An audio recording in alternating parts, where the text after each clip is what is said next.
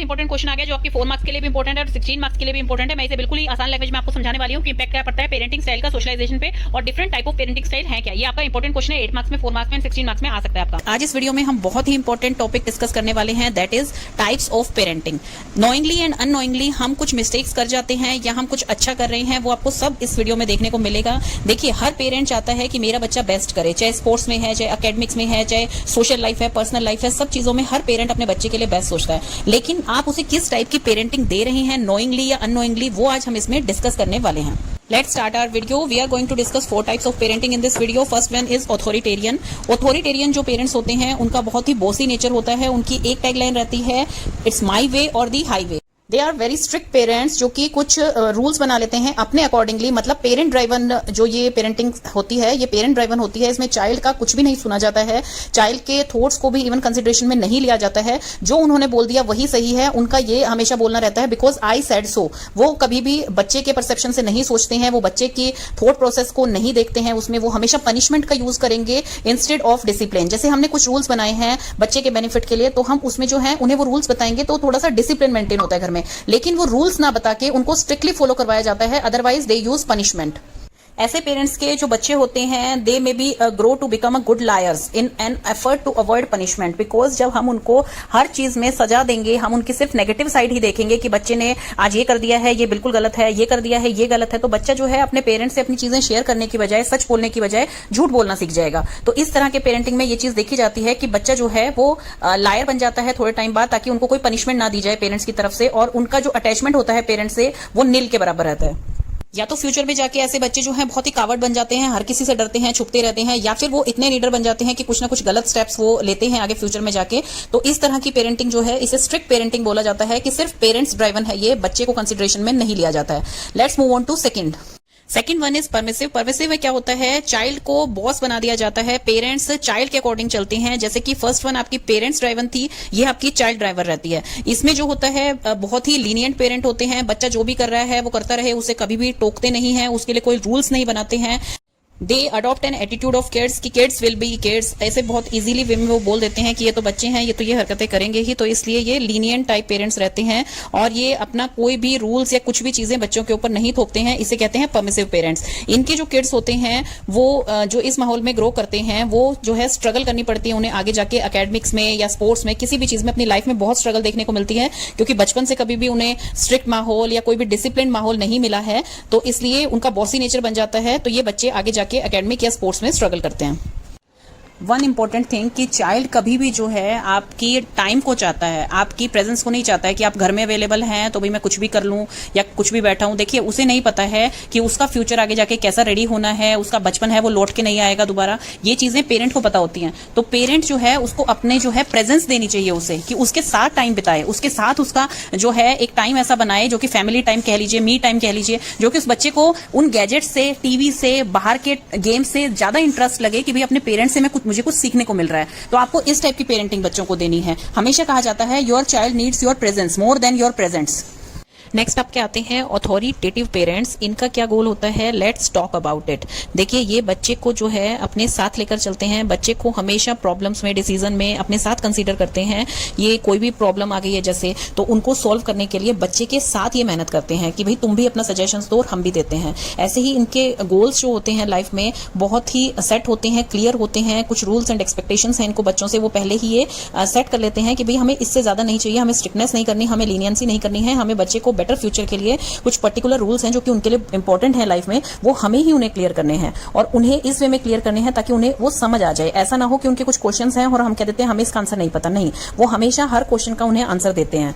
वो open communication रखते हैं अपने बच्चों के साथ। कुछ भी ऐसा नहीं है कि कोई टॉपिक ऐसा है जो हम बच्चों के साथ डिस्कस नहीं करते। एज अप्रोप्रिएट उनके साथ वो डिस्कशन करते हैं और ओपन कम्युनिकेशन रखते हैं। कोई गैप नहीं करते हैं बच्चों के और अपने बीच में। वो एक्सप्लेन करते हैं हर रीजंस को बिहाइंड एवरी रूल। जो भी वो रूल बनाते हैं उसका रीजन वो बच्चों को जरूर बताते हैं। उनका बहुत ही पॉजिटिव रिलेशनशिप होता है अपने बच्चे के साथ। वो कभी भी अपने बच्चे को जो है नेग्लेक्ट नहीं करते हैं, हम हर चीज में इन्वॉल्व करके रखते हैं। वो अपने बच्चों को रिवॉर्ड्स भी देते हैं, प्रेज भी करते हैं जब उनको प्रेज करने का टाइम होता है। वो अपनी एनर्जी को, टाइम को इन्वेस्ट करते हैं अपने बच्चों में, ताकि उनका जो है बिहेवियर जो है वो प्रॉब्लम सॉल्विंग बिहेवियर बने। आगे जाके वो कोई छुप के ऐसा गलत काम ना करें कि जो पेरेंट्स को नहीं बता सकते। वो इतने कॉन्फिडेंस में ले लेते हैं अपने बच्चों को कि उनके बच्चे अपने सीक्रेट्स हैं, अपना कोई भी काम नया स्टेप स्टार्ट करना है तो वो अपने पेरेंट्स से पूछ के ही करेंगे। इस तरह के पेरेंट्स के बच्चे जो हैं आगे फ्यूचर में जाके देखने को मिलता है कि उनका बिहेवियर जो है वो अपनी प्रॉब्लम्स को खुद चेंज करने जैसा रखते हैं, कि दूसरों के ऊपर थोपते नहीं है। डिसीजन मेकिंग वो अपनी खुद कर सकते हैं, वो इंडिपेंडेंट टाइप आके निकलते हैं फ्यूचर में। Next and last one is uninvolved, और इसे आप नेग्लेक्टफुल भी कह सकते हैं। इनका थॉट प्रोसेस रहता है you are on your own. ये बच्चों को उनके हाल पे छोड़ देते हैं, ये उनसे कुछ भी डिस्कस नहीं करते हैं, कुछ उनकी एप्रिशिएशन नहीं करते हैं, उन्हें पनिशमेंट्स भी नहीं देते हैं, नेग्लेक्ट रखते हैं बच्चे को एकदम। ये प्रेजेंस तो होती है इनके घर में, लेकिन इन्हें ये नहीं पता होता कि उनका बच्चा क्या कर रहा है। तो इस टाइप के पेरेंट्स जो होते हैं वो कभी पूछते भी नहीं है बच्चों से कि भाई आपके साथ स्कूल में क्या हुआ है, आपका होमवर्क क्या मिला है, आपके एग्जाम्स कब से हैं, आपके कैसे मार्क्स आए हैं। मतलब उन्हें कोई गाइडेंस नहीं देते हैं, उन्हें प्रॉपर नर्चर नहीं करते हैं, और ये ऐसा लगता है कि जैसे अपनी एब्सेंस में ही जो है बच्चा अपने आप ही ग्रो कर रहा है, उसको पेरेंट्स की तरफ से कोई सपोर्ट नहीं मिल रहा है। These type of parents are rarely bother where their child is or whom। तो इसलिए इस टाइप के पेरेंट्स जो होते हैं they expect children to raise themselves, कि उनको कोई अटेंशन नहीं पे करते हैं। ये सोचते हैं कि बच्चे अपने आप ही ग्रो करें। इस टाइप के बच्चों को फ्यूचर में देखने को मिलता है कि वो हैप्पी चाइल्ड नहीं बनते हैं, उनमें गुस्सा रहता है।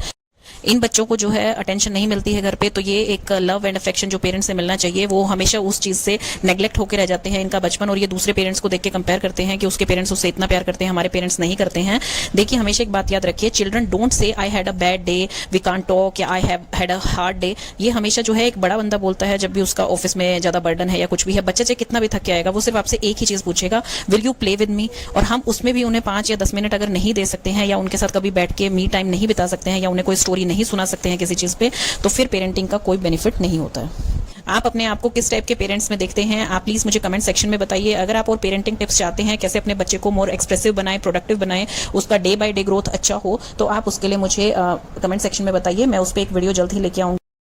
टॉपिक आ गया है transmission of parental expectation and values. इसमें क्या है, पेरेंट जो है वो एक्सपेक्टेशंस रखेंगे अपने बच्चे से कि भी मेरा बच्चा बड़ा होकर डॉक्टर बनेगा, इंजीनियर बनेगा, एस्ट्रोनॉट बनेगा। तो फिर क्या होता है, वो बच्चे भी जो है उनका 100% देने की कोशिश करते हैं। भाई पेरेंट कहते हैं कि मैं आपको जो है इकोनॉमिकली हर तरह की हेल्प करने के लिए तैयार हूँ, आपका स्कूल कौन सा है, आपकी टीचर कौन है, भाई किस तरह की आपको ट्यूशन रखनी है, किस तरह के आपको रिसोर्सेज चाहिए, वो सारी चीजें जो है पेरेंट आपको प्रोवाइड करते हैं। तो बच्चे भी जो है उस चीज से मोटिवेट होते हैं। इवन नॉट ओनली बच्चे, आपकी टीचर्स जो है वो भी उस चीज से मोटिवेट होती है कि भाई हाँ, इनके पेरेंट जो है मुझे हमेशा पीटीएम में बोल के जाते हैं कि मैम आपको किसी भी तरह की कोई भी नीड हो तो हम आपकी हेल्प के लिए हमेशा हैं, हमें कोई चेंजेस करने हैं बच्चे के लिए, या फिर आपको जो भी चेंजेस करने हैं उसमें हमारी कुछ हेल्प चाहिए। तो मतलब पेरेंट्स उनके साथ सपोर्टिव वे में रहते हैं। तो टीचर भी जो है अलग से देखते हैं उन बच्चों को कि भाई हाँ, इनके पेरेंट्स की कुछ एक्सपेक्टेशंस हैं, तो वो चीज मुझे फुलफिल करनी है, या इन बच्चों को थोड़ा और ज्यादा मोटिवेट करना है। तो इस तरह से बच्चे भी ज्यादा मोटिवेट रहते हैं। कई बार ये चीजें नेगेटिव में चली जाती है, पर ज्यादातर ये चीजें पॉजिटिव में जाती है कि पेरेंट जो है वो एक रोल मॉडल बना देते हैं बच्चे के लिए कि आपको बड़े होकर ये बनना है, आपको इस तरह की पढ़ाई करनी है। तो उस चीज से बच्चे भी मोटिवेट रहते हैं और उनके इंटरेस्ट के अकॉर्डिंग जो है पेरेंट वो चीज करते हैं। तो पेरेंट की इन्वॉल्वमेंट जिस एक्टिविटीज में होती है, कई बार तो जो है पेरेंट नेग्लेक्ट कर देते हैं कि आप स्कूल में क्या कर रहे हैं, आपकी पढ़ाई कैसे चल रही है, आपके मार्क्स कैसे आ रहे हैं, बस सीधा उन्होंने रिपोर्ट कार्ड देख लिया और दैट्स इट। तो यहाँ पर क्या है, पेरेंट की एक्सपेक्टेशन रहती है, पेरेंट उनकी छोटी छोटी अचीवमेंट पे जो है उनको अवार्ड देते हैं, उनके लिए क्लैपिंग करते हैं, उनको गुड जॉब बोलते हैं और उनकी जो है हेल्प करते हैं। तो इस तरह से वो जो बच्चे हैं वो मोटिवेट रहते हैं कि भाई हाँ, मेरा पेरेंट जो है मुझे स्टेप टू स्टेप जो है वो चीजें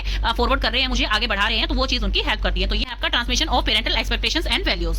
देखिए हम सबको पता है कि बच्चा जब पैदा होता है उसके पास कोई चॉइस नहीं होती है कि उसके पेरेंट्स कैसे होंगे, उसके सिबलिंग्स कैसे होंगे, उसके घर का एनवायरमेंट कैसा है। इसलिए जैसा हम उसे परवरिश देंगे, जैसा हम उसे ग्रो करेंगे, वो वैसा ही बनेगा। सेकेंडरी थिंग्स को भी छोड़ दीजिए, हम यहाँ पे जो प्राइमरी है, सबसे जो प्राइमरी आता है, चाहे वो सोशल कह लीजिए, चाहे वो पर्सनल इंटरेक्शन कह लीजिए, वो सब बच्चे का सबसे प्राइमरी जो होता है वो फैमिली के साथ होता है, और स्पेशली उसके पेरेंट्स के साथ।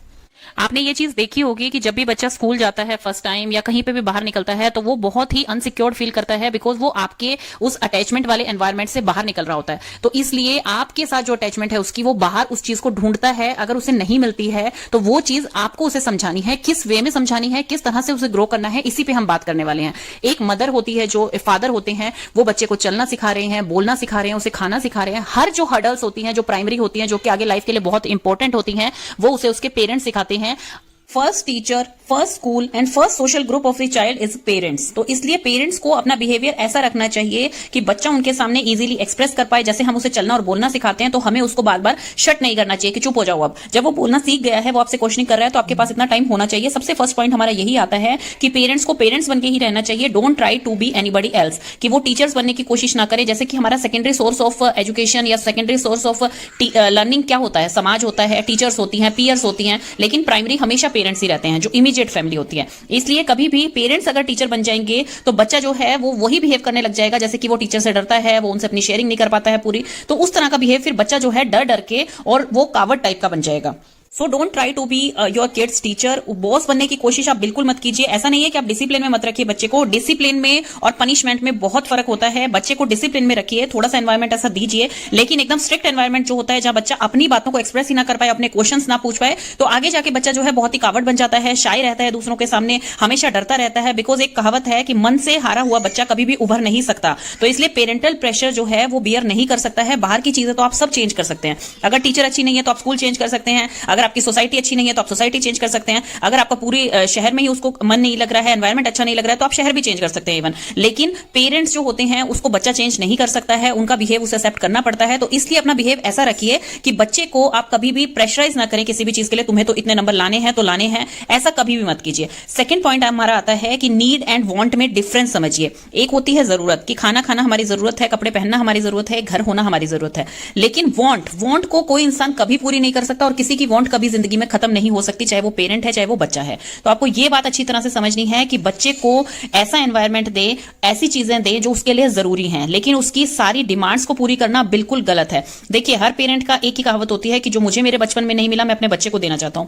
ठीक है, हमें कुछ एक जनरेशन हम आगे जा रहे हैं, हमारे बच्चे हमसे एक जनरेशन आगे हैं, तो हमें उन्हें कोई फैसिलिटीज ऐसी होती हैं जो हमें प्रोवाइड करवानी पड़ती है, हमारे पास नहीं थी। जैसे फोन हमारे टाइम पे नहीं होते थे, अब फोन जो है बच्चों के पास हमें अवेलेबल करवाने पड़ते हैं फॉर सेफ साइड की, उनकी सिक्योरिटी पर्पज के लिए। इसका मतलब यह है कि बच्चों के कहते ही उनकी डिमांड पूरी नहीं होनी चाहिए, बट इसका यह मतलब नहीं है कि अगर उन्होंने आपसे कुछ मांगा है तो आपको नहीं लाके देना है। नहीं, आप बिल्कुल प्रोवाइड करवाइए, लेकिन हर चीज आप प्रोवाइड नहीं करवा सकते हैं, क्योंकि आज वो आपसे वीडियो गेम मांग रहे हैं, 6 महीने बाद वो वीडियो गेम से बोर हो गए हैं, वो कोई और चीज मांगेंगे, फिर वो कंपैरिजन करके अपने फ्रेंड्स का कुछ और चीज मांग रहे हैं आपसे, या कोई एक्सपेंसिव चीज पे आ गए हैं जो आप कल को अफोर्ड नहीं कर पाए हैं। तो इसलिए डिमांड्स बच्चे की कभी भी कंप्लीट नहीं होती हैं और फ्यूचर में जाके उनको इस चीज की दिक्कत हो सकती है। बिकॉज देखिए, जो ये डेटा आपको दिख रहा है, इस डेटा में साफ साफ दिख रहा है कि जो सुसाइड केस थे 2020 में वो 18% राइज कर गए थे एज कंपेयर टू 2019 के। दैट मींस कि 31 स्टूडेंट्स जो थे, बच्चे जो थे, पर डे सुसाइड कर रहे थे। तो इस चीजों का कारण जो है कहीं ना कहीं हमारे घर का एनवायरमेंट और हमारा बिहेव होता है कि बच्चा अपनी बाहर की प्रॉब्लम हमसे शेयर नहीं कर पा रहा है, या हम उसकी डिमांड्स पूरी नहीं कर पा रहे हैं, या कोई भी चीज है। क्योंकि अगर हमने स्टार्टिंग से उसकी डिमांड पूरी करनी स्टार्ट कर दी है तो उसका बॉसी नेचर बन जाता है, उसमें पेशेंस लेवल बहुत कम आ जाता है। मान लीजिए आप सेकंड थर्ड से बच्चे को जो वो कहता था वो दिला देते थे, प्लस 2 तक आते आते आप ऐसे हो गए हैं कि भाई नहीं, तुम्हारी डिमांड अब पूरी नहीं होगी, तो वो बच्चे को टॉलरेट नहीं होती हैं वो चीजें, क्योंकि उसमें टॉलरेंस पावर तो आपने कभी डेवलप की ही नहीं है, आपने कभी उसको पेशेंस सिखाया ही नहीं है कि ये चीज इस बार नहीं है, आपको 1 साल बाद मिलेगी। बच्चे जब छोटे होते हैं तो सबसे ज्यादा शौक उन्हें रहता है गैजेट्स का, जैसे वीडियो गेम है, फोन्स हैं। देखिए, अगर कोई बच्चा आपसे गैजेट्स लेने के लिए कह रहा है कि मुझे वीडियो गेम से प्ले करना है, तो आजकल स्कूल्स भी जो है कंप्यूटर पे गेम्स अवेलेबल बच्चों के लिए करते हैं अकॉर्डिंग टू देयर एज। तो आप उसे गेम्स के लिए मना मत कीजिए, लेकिन पहले उससे कहिए कि इस पे कुछ रिसर्च करके आए, ताकि उनकी नॉलेज भी बढ़े उस बारे में। मान लीजिए अगर वो आईपैड मांग रहा है, गैजेट्स यूज करने कह रहा है, तो उसके बारे में भी उनसे कहिए, पहले आप रिसर्च कीजिए कि इसके प्रोज एंड कॉन्स क्या है। आप 10 प्रोज एंड कॉन्स एक नोटबुक बनाइए, उसमें लिख के दीजिए मुझे कि वीडियो गेम खेलने से आपको ये फायदे होंगे और ये नुकसान होंगे। अपने आप बच्चा जो चीज डेवलप करता है, जो चीज रीड करता है, तो वो उसमें अलग नॉलेज डालती है, और जो हम देते हैं उसे वो उसमें अलग इफेक्ट डालती है। क्योंकि उसको लगेगा, अगर पेरेंट ही उसे कहेंगे कि ये आपकी आइज के लिए अच्छा नहीं है, ये आपकी पढ़ाई में आपका ध्यान नहीं लगेगा, कंसंट्रेशन नहीं बनने देगा, तो वो चीज उसको कम समझ में आएंगी, क्योंकि वो चीज उसने खुद नहीं देखी है। देखिए, थर्ड स्टेप जो आता है हमारा, वो आता है फेलियर एंड कंपैरिजन। फेलियर जो है हर किसी की लाइफ में कभी ना कभी आता है, बिल्कुल आता है, चाहे वो बड़े हैं चाहे वो छोटे हैं। पेपर में फेल होना he is not called failure. आप किसी रेस में जो है लास्ट आए हैं, आप किसी गेम्स में अगर खेल रहे हैं उसमें नहीं जीत पाए हैं, आप बच्चे को छोटी छोटी चीज जो है वो फील होती हैं, लेकिन उसे हमने ये समझाना है कि फेलियर जो है is the first step of learning. अगर आप इस चीज में आज फेल हुए हो, इस रेस में अगर फेल हुए हो, तो आपको कुछ सीखने के लिए मिलेगा कि नेक्स्ट टाइम मुझे इससे बेटर करना है। तो इसलिए उनमें जो है फेलियर की भावना को आपको कन्वर्ट करना है एक पॉजिटिव साइड में, कंपैरिजन नहीं करना है उसका। देखो वो तो फर्स्ट आया है और तुम लास्ट पोजीशन पे आए हो, तो तुम्हें जो है पनिशमेंट मिलेगी, या तुम अच्छा नहीं कर रहे हो, हम इक्वल फीस पे कर रहे हैं, वो बच्चा टॉप कर रहा है, तुम क्लास में पीछे आ रहे हो। तो ये चीजें जो है कंपैरिजन की जो भावना है वो पेरेंट्स ही डालते हैं बच्चों में, और आगे जाके फिर वो इस कंपैरिजन को घर में भी करने लग जाता है, अपने सिबलिंग से भी करने लग जाता है, और फिर वो जाके आगे बहुत ही नेगेटिव साइड ले लेता है उसके दिमाग में। हमें देखिए जैसे अब ये आइसबर्ग है, हमें ऊपर से दिख रहा है ये, लेकिन ऊपर सिर्फ 20% है, नीचे आप देखेंगे तो 80% इसका नीचे है। तो ज्वाला जो उसके अंदर रहेगी ना, उसको हमें ऐसा नहीं करना है कि एकदम वो ज्वालामुखी की तरह फट जाए, ऐसा नहीं करना है। हम बाहर से तो उसको बिहेव जो है वो कंट्रोल करते जा रहे हैं कि भाई नहीं ये तो ठीक है, नॉर्मल है, मैंने इसे इतना डांट दिया, और अगले दिन ठीक है चुपचाप से ब्रेकफास्ट कर रहा है या नॉर्मल बातें कर रहा है, लेकिन हम उसकी फीलिंग्स को नहीं समझ पा रहे हैं, उसके इमोशंस को नहीं समझ पा रहे हैं कि उसके इंटरनल क्या चल रहा है। इसलिए हमें उससे बैठ के बात करनी चाहिए। अगर उसकी लाइफ में कुछ ऐसा फेज आया है जो कि डाउनवर्ड्स ले जा रहा है उसे, तो हमें उसको बैठ के समझाना चाहिए, अपनी एक्सपीरियंस से बताना चाहिए। देखिए पेरेंट्स को एक बहुत अच्छा स्टोरी टेलर होना बहुत जरूरी है। बच्चे को अपने बचपन की एक्सपीरियंस से, बच्चे को दूसरे के बचपन से एक्सपीरियंस से बताइए और समझाइए उसे कि तुम्हारे साथ जो हो रहा है कोई नई चीज नहीं है, सबके साथ ऐसी चीजें होती हैं, and every problem has solution in this world. Next हमारा पॉइंट आता है रिड्यूस नेगेटिविटी। नेगेटिव एनवायरनमेंट जो होता है आपके घर का, वो बहुत इफेक्ट डालता है बच्चे पे। बच्चे को हमेशा इंतजार रहना चाहिए कि मैं स्कूल से कब घर जाऊंगा, कब मैं बाहर खेल के घर जाऊंगा और मेरे पेरेंट्स मुझसे बैठ के बात करेंगे। उसको ये थोड़ा सा रहना चाहिए, मन में सेटिस्फेक्शन रहनी चाहिए उसे कि मैं घर जाऊंगा तो मुझे बहुत ही अच्छा एनवायरमेंट है मेरा, मैं वहां जाके सबसे ज्यादा खुश रहता हूं एज कम्पेयर टू स्कूल्स के with friends and all the things. सबसे ज्यादा उससे घर में कंफर्टेबल महसूस हो, क्योंकि देखिए हम जो होते हैं हमें खुद ऐसा एनवायरमेंट चाहिए होता है जहां हमें शांति मिले, चाहे वो हमारा ऑफिस है, चाहे वो हमारा घर है, चाहे विद फैमिली है, चाहे विदाउट फैमिली है, चाहे फ्रेंड्स के साथ है। तो हर कोई ऐसा एनवायरमेंट चाहता है जहां उसे पॉजिटिव एनवायरमेंट मिल रहा है।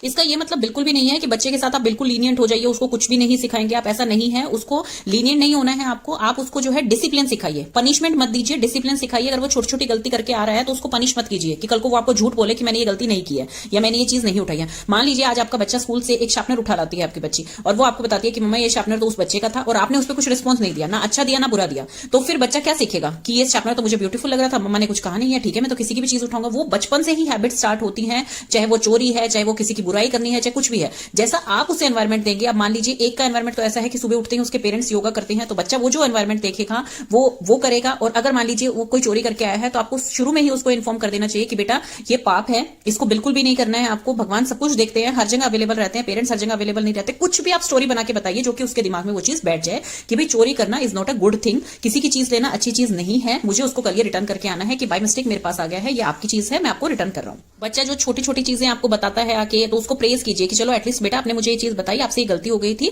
तो feel sorry in front of others.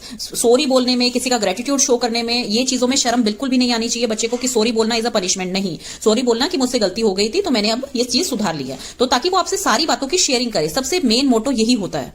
उसकी स्मॉल स्मॉल अचीवमेंट्स पे जो है उसे अप्रिशिएट कीजिए। जैसे मान लीजिए आज वो सिर्फ एक सर्टिफिकेट ही लाया है, चाहे वो डांस का है, ड्राइंग का है, तो भी घर आके उसके लिए क्लैपिंग कीजिए कि yes you did a great job. तो ये चीजें क्या है, उसमें एक अंदर ही अंदर जो है एक भावना लेके आएगी कि यस मेरे पेरेंट्स कितने खुश हुए हैं, मुझे थोड़ी और प्रैक्टिस करनी है, नेक्स्ट टाइम मुझे ये अवार्ड लेके आना है या क्लास में ये और अच्छी पोजीशन लेके आनी है। क्योंकि अगर हम उसे अप्रिशिएट नहीं करेंगे कि आज वो थर्ड आया तो मुझे अप्रिशिएट नहीं करे, तो कल को हो सकता है वो और भी डाउन चला जाए।